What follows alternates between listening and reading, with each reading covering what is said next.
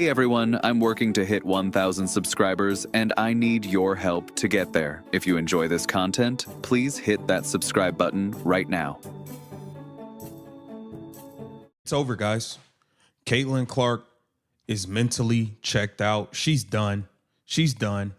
She's done with Stephanie White. She's done with Stephanie White. Look at this here. This is a player that is mentally done. Stephanie White, congratulations. You have mentally defeated Caitlin Clark. She's Hold on done. to your seats, basketball fans, because what we just witnessed on that Indiana Fever bench is an absolute localized meltdown of epic proportions, and it is a meltdown that is about to send massive, unprecedented shockwaves straight through the entire landscape of professional hoops. Welcome back to Street Hoops, the undisputed #1 destination on the internet for the rawest, most unfiltered tabloid-style sports news and deep-dive basketball drama that the mainstream media is absolutely terrified to cover. I am your boy, Dre Fiver, and today we have to talk about a situation that has officially crossed the line from a standard competitive rough patch into a total toxic emergency. We are diving deep into the down between Indiana Fever head coach Stephanie White and the undisputed generational face of the league, Caitlin Clark. If you thought the tension last season was crazy, what just unfolded in front of the entire world against the Portland Fire is on a completely different level of toxic. The tape absolutely does not lie, people. I went back and rewatched every single second of that game. I paused it, I rewound every single micro interaction between Stephanie White, Caitlin Clark, and these referees, who seem to be operating on a completely fabricated set of rules designed specifically to sabotage one player. What we are looking at here is not just a standard player-coach disagreement that gets resolved in the locker room after a hot shower. This is a systematic, televised breakdown of a franchise that entered this season with ultimate championship only to find themselves completely imploding on live television for the whole world to point and laugh at. The mainstream sports networks, the talking heads on ESPN, and the league apologists want you to believe that this is just a simple case of competitive frustration boiling over. They want you to look at the carefully curated post-game quotes from legendary players who are out here trying to downplay the severity of the situation, claiming that it is not that crazy and that every single great player has these heated moments with their head coach. But let me tell you right now, your boy Dre Fiver sees right through the corporate smoke and mirrors. This is worse than you think.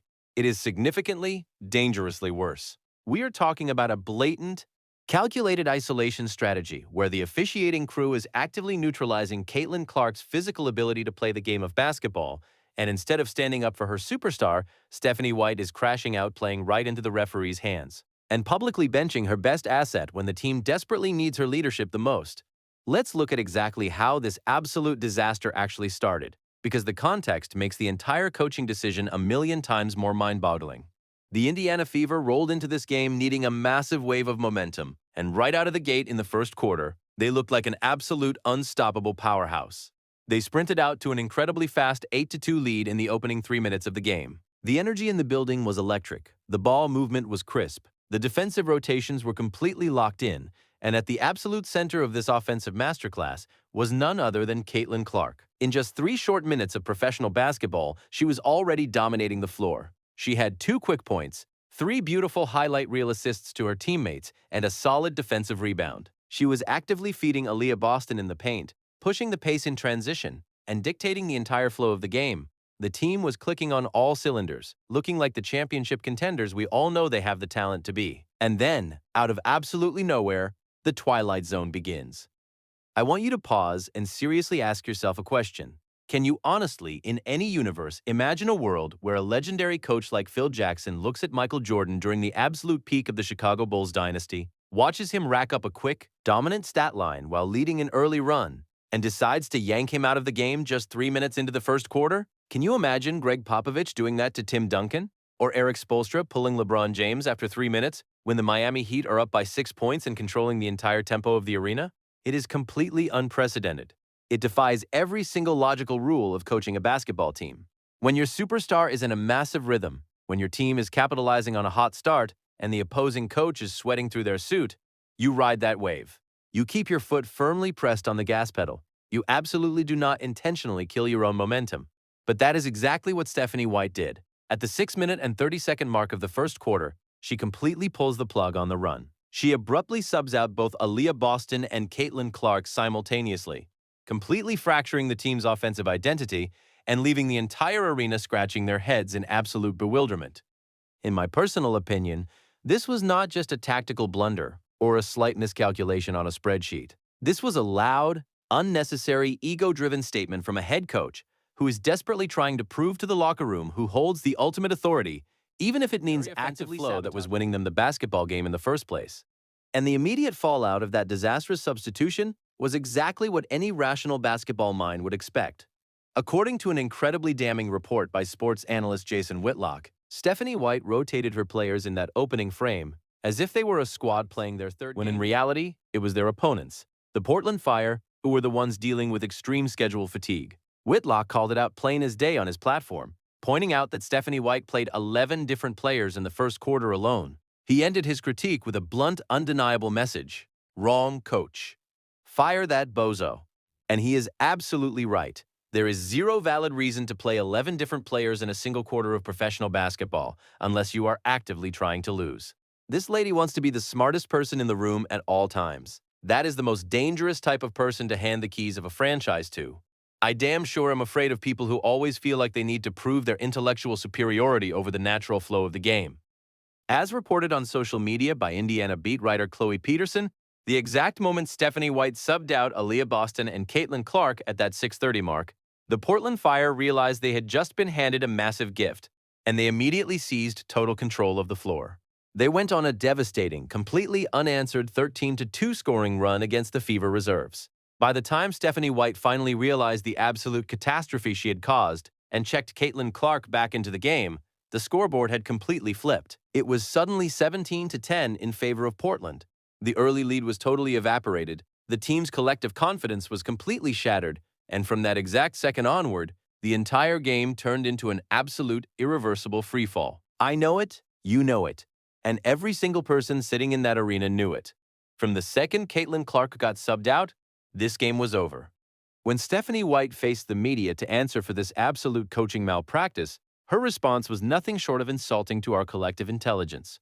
According to her post-game press conference, she claimed that Aaliyah Boston was still operating under a strict minutes restriction, and then she incredibly tried to argue that this chaotic benching aligned with their typical substitution pattern. She actually sat in front of the microphones and said they only kept Caitlin on the floor longer in a previous matchup against Golden State because they didn't want reserve guard Raven Johnson playing without another primary ball handler in that specific environment. Let me speak directly to the head coach for a second. Your substitution pattern is dog garbage. I have been trying to keep my language clean on this channel lately, but your rotational strategy, Stephanie White, is completely awful. You as a head coach are acting like absolute trash right now. You either need to pack your bags and go, or you can stubbornly stay put and watch as Caitlin Clark demands a trade and leaves this franchise in the dust. But the terrible coaching is only half of the toxic equation that is currently destroying this team. We have to talk about the real, underlying conspiracy that nobody in the major media conglomerates wants to touch with a 10-foot pole. If you watch the game footage carefully, a clear, undeniable pattern emerges regarding the officiating. What opposing teams and the WNBA referees are doing is intentionally isolating Caitlin Clark on the defensive end of the floor. But the refs are taking it a massive step further. They literally will not let her play a single shred of defense. I am not talking about her committing hard, aggressive fouls. I am not talking about her getting caught out of position, or being lazy on her defensive slides, or reaching in when she gets beat off the dribble. I am talking about a professional referee standing mere feet away, looking directly into Caitlin Clark's eyes while she is a full foot away from the ball handler, completely avoiding all physical contact, and blowing the whistle anyway.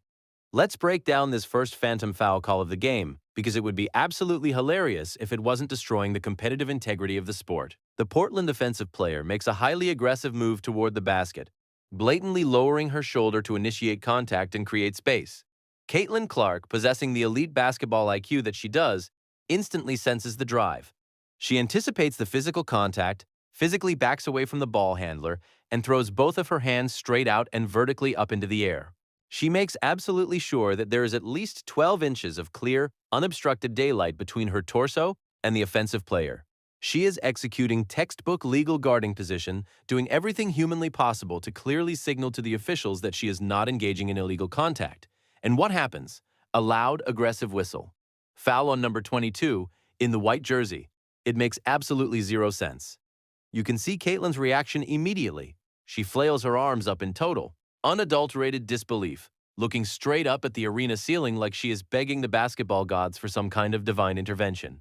She turns around, completely baffled, and looks straight at the giant Jumbotron scoreboard just to see if she actually witnessed what she thinks she just witnessed. She is confirming to herself that these officials just pinned a personal foul on her for merely existing in the exact same zip code as the basketball.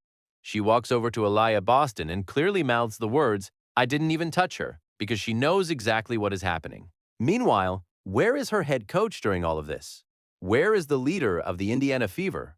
Stephanie White is standing motionless on the sideline, looking up at the exact same Jumbotron replay, seeing the exact same clear daylight that the rest of us see. And yet, she stands there completely frozen. No yelling at the officials to defend her player, no aggressively demanding an explanation from the crew chief. And most importantly, she shows absolutely zero intention of using her coach's challenge.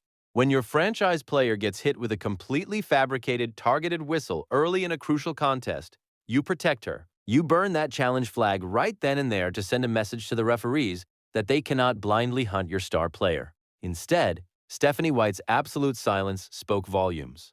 Mere possessions later, the officials go right back to the well. The strategy is painfully transparent. Put Caitlin Clark in immediate manufactured foul trouble so that she is completely neutralized for the rest of the game, forcing her to play timid, hesitant defense, or forcing her to sit on the pine altogether.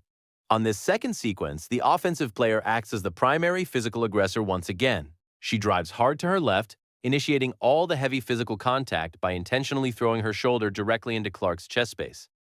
Caitlin's hands are once again locked perfectly vertical. The referee, who has a completely unobstructed point-blank view of the play, blows the whistle instantly. Just like that, 2 quick fouls are pinned on the star guard in the blink of an eye. Once again, the camera perfectly captures Stephanie White on the sideline. She looks up at the board for a second time. The slow-motion replay clearly, undeniably shows that if anyone committed a foul on that floor, it was a blatant defensive charge for lowering the shoulder. But once again, Stephanie White keeps her challenge flag tucked safely away in her pocket, effectively abandoning her player on the court. This is exactly where the frustration starts to morph into an absolute toxic stew on the Indiana bench. Imagine being an elite generational competitor who has spent her entire life mastering the nuances of the game, entering a stadium where you are clearly being targeted by a biased whistle. And when you look over to your supposed general for backing, you get absolutely nothing but a cold, apathetic stare. This refereeing is completely disgusting, but the blatant lack of institutional support from her own sideline is what really breaks my heart. If your head coach will not stand up for you when the footage is being blasted on an 80-foot screen for thousands of people in the arena to see, who will? It sends a massive, flashing green light to the opposing coaching staff that they can ruthlessly attack Caitlin, exploit the broken whistle, and force her completely out of her rhythm without facing a single ounce of resistance from the Indiana coaching staff. Now, we have to talk about the absolute double standard taking place on the floor, because this is where the pure, unadulterated hypocrisy of the WNBA officiating crew really comes to light. When Caitlin Clark is playing on defense, you literally cannot even look in her general direction without getting penalized. But when she has the basketball in her hands on the offensive end, it is an absolute free-for-all. It is open season, folks. The rulebook completely vanishes into thin air. Based on what we saw in the ESPN broadcast replay, there was a specific drive that perfectly exposes the absolute garbage she is forced to deal with every single night. Caitlin drives incredibly hard down the right lane line, attacking the basket with purpose. As she elevates, a defender named Megan is right on her back, completely pummeling her from behind. Megan creates clear, undeniable illegal body contact that violently displaces Clark midair. That right there is a mandatory whistle in any sanctioned basketball league on planet Earth. But wait, it doesn't stop there. As Caitlin valiantly tries to maintain her balance and finish the play through the illegal contact, a second defender aggressively rotates over and completely obliterates her, throwing a heavy forearm straight into her chest and viciously chopping down on her wrists. It is a total, unmitigated mugging on live television. If that sequence of events is not an offensive foul on the defense, then I seriously do not know what a foul is anymore. It is absolutely wild to compare that physical demolition derby to the incredibly soft-touch fouls they called on Caitlin just minutes prior. The referee is standing right there on the baseline looking directly at the violent contact, and his whistle stays completely glued to his mouth. No call. Play continues as if nothing happened. Caitlin turns over her shoulder, looks at the sideline in disbelief, and at this point, she can do absolutely nothing but laugh out loud at the pure absurdity of the situation. In my personal opinion, she actually maintained incredible composure considering the extreme circumstances. Most superstars in this league would have completely lost their minds and gotten slapped with an immediate double technical foul for reacting to a no call that blatantly disrespectful. But she just smiled a bitter, knowing smile, fully realizing that the deck was completely stacked against her from the moment she laced up her sneakers and stepped onto the hardwood. The relentless onslaught just keeps coming. A few plays later, Caitlin gets the ball squarely at the elbow, perfectly works her defender to create separation, and rises up for a classic high-arcing pull-up jumper. As she goes through her natural shooting motion and follows through, the contesting defender flies completely out of control, missing the basketball entirely, and aggressively slapping Caitlin directly across her shooting elbow. You can literally hear the loud slap echoing on the ambient arena microphones. The ball falls completely short of the rim because her shooting mechanics were explicitly physically altered by illegal contact. She immediately turns to the referee, pointing directly at her bruised elbow, practically screaming, "She's hitting me right in the elbow! This is absolutely crazy!" But the referee just arrogantly shrugs his shoulders and jogs down the court, like nothing happened. At this stage of the game, she has been aggressively whistled for 3 totally phantom fouls on defense, and she's getting hit, slapped, shoved, and practically tackled on almost every single offensive possession without a single whistle going her way. By this point in the second quarter, you can visibly see the toll it is taking on her face. She doesn't even know what sport she is playing anymore. The intense psychological warfare being deliberately waged by these officials is working perfectly. When you aggressively take away a player's ability to play honest defense, and then you completely refuse to protect them when they are being physically targeted and battered on offense, you completely shatter the competitive integrity of the entire game. It is a disgusting display of biased officiating, and it is happening to the single most popular needle-moving player in the history of the sport, while the league office just sits back in their luxury suites and watches the massive ratings roll in. And now we arrive at the absolute boiling point of the drama, the viral moment that has the entire basketball world completely divided and screaming on social media. The whistle finally blows for a timeout, the exhausted team walks over to the bench, and instead of leading a constructive tactical huddle to settle her players down, Stephanie White completely crashes out. She absolutely loses her mind and starts viciously ripping into Caitlin Clark in front of the entire stadium, in front of all her teammates, and in front of millions of viewers watching the broadcast at home. She is screaming. She is red-faced. She is throwing clipboards, and she is completely losing her cool like an amateur. And thanks to the crystal clear courtside audio and expert lip readers analyzing the footage online, we know exactly what was said during this highly toxic exchange. Caitlin Clark fiercely stands her ground, looks her unhinged coach dead in the eye, and defends herself, saying, "I didn't foul anybody. All I did was put my hands up." She is defending her game, defending her proper execution of defensive mechanics, and stating a literal, undeniable fact that every single slow-motion replay completely backed up. But instead of actually listening to her franchise player, instead of acknowledging that the referees are completely sabotaging the team's defensive game plan, Stephanie White aggressively doubles down on her own anger. She snaps back with pure venom, yelling, "All right, if you don't want to listen to it, Raven, you get in the game." She completely humiliates and pulls her superstar out of the game in a childish fit of pure, unchecked rage. Look at Caitlin Clark's reaction as she is forced to walk to the far end of the bench. She is vigorously shaking her head in disgust, clearly thinking, "This is absolute bullcrap." And you know what? She is 100% unequivocally right. It is total garbage. She is sitting there on the pine thinking, there is absolutely nothing I can physically do about these corrupt refs calling phantom fouls when I am not even touching anybody. You were the one who arbitrarily subbed me out after 3 minutes in the first quarter when we were absolutely destroying them. And you were the one who cowardly sat on your hands and refused to challenge the play when I told you damn well I didn't foul a single soul. The immense frustration was written all over her face, and in my personal opinion, Stephanie White completely, utterly failed as a leader in this critical moment. You do not publicly humiliate your star player to feed your own fragile ego when she is already being victimized by the officials on the floor. But do not think for a single second that this absolute circus of terrible officiating was strictly limited to Caitlin Clark. Oh no, it spread through the entire Indiana Fever roster like a highly contagious virus. Once Caitlin was officially banished to the bench, the referees turned their aggressive sights on the rest of the squad, and the foul calls got even more comical and absurd. Let's look at exactly what happened to Raven Johnson after she got subbed into this absolute mess of a game. She is playing hard. desperately trying to bring some positive defensive energy to a team that is completely losing its emotional grip on the game due to the coaching staff's disastrous decisions. A Portland player violently drives toward the wing, completely loses her own physical balance, literally trips over her very own foot, breaks her own ankles in the process, and goes crashing down hard to the hardwood floor. There is absolutely zero physical contact between Raven Johnson and this out-of-control ball handler. Absolutely none. And yet, what does the official do? He blows his whistle with absolute commanding authority and instantly calls a personal foul on Raven Johnson. It is truly mind-boggling to witness. Look at Raven's immediate reaction.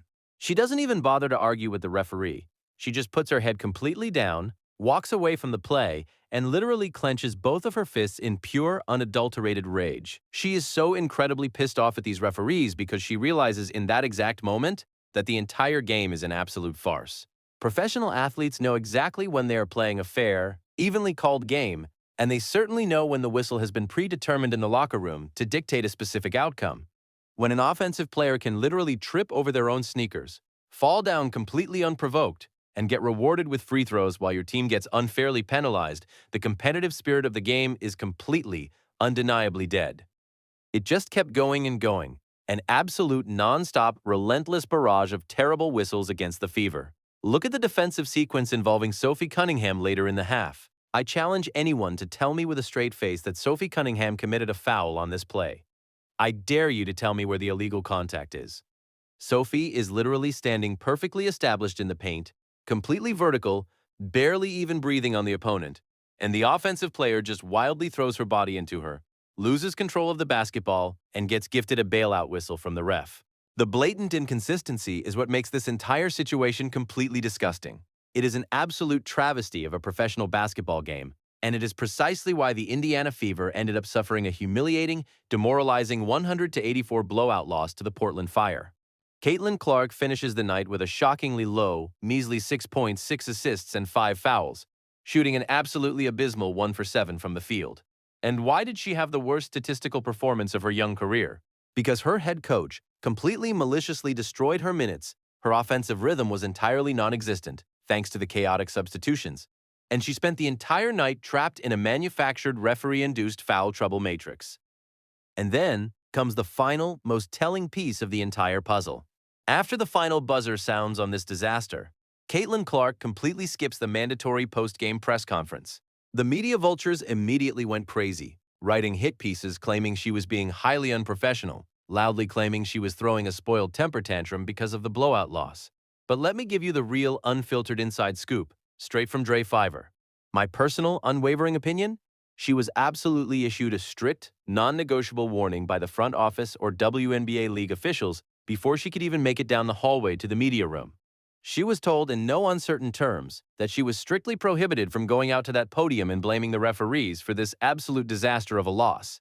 She knew that if she went up to that hot microphone, she would not be able to hold back the brutal truth. She would have completely exposed the blatant double standards, she would have aggressively called out the phantom foul calls, and as a result, she would have faced a massive punitive financial fine and an absolute onslaught calling her a whiner, a complainer, and a sore loser. So instead of playing their rigged media game, she bravely chose silence. She flat out refused to give them the satisfaction of a viral soundbite, knowing deep down that she was completely unprotected by her own head coach and her own franchise.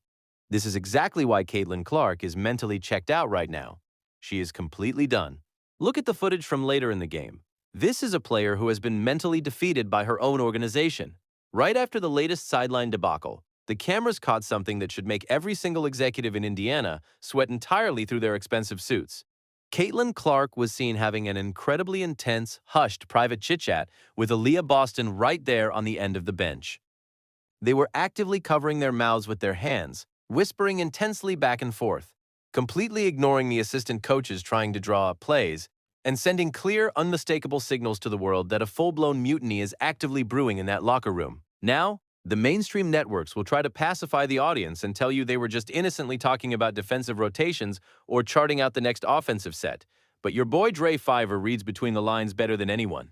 Based on everything we are seeing from this broken, toxic relationship, Caitlin was looking right at Aaliyah and saying, "Yo, we have got to get this absolute idiot the hell out of our building immediately." I am willing to bet my entire bank account, she told her point blank, that she will absolutely not be signing any long-term, epic contract extension if this arrogant lady is still running the sideline next season. She was basically letting her co-star know that if major, systemic changes do not happen right now, Aaliyah is going to be stranded out there in Indiana on her own because Caitlyn will pack her bags, demand a trade, and take her generational talents to an organization that actually knows how to respect and protect a superstar. You can see the pure exhaustion in their eyes. They are 100% discussing the toxic environment created by their own head coach. Let's actually pull back the curtain on Stephanie White's coaching credentials, because she is standing on that sideline talking down to a generational, culture-shifting icon as if she has achieved legendary Hall of Fame status in this league. Let's look at the actual resume, family. Before returning to Indiana with all this unearned arrogance, she had a thoroughly mediocre, forgettable tenure at Vanderbilt, where the program completely failed to make any real sustained noise on the national I'm stage. working to hit 1,000 subscribers, and I need your help to get there. If you enjoy this content, please hit that subscribe button right now.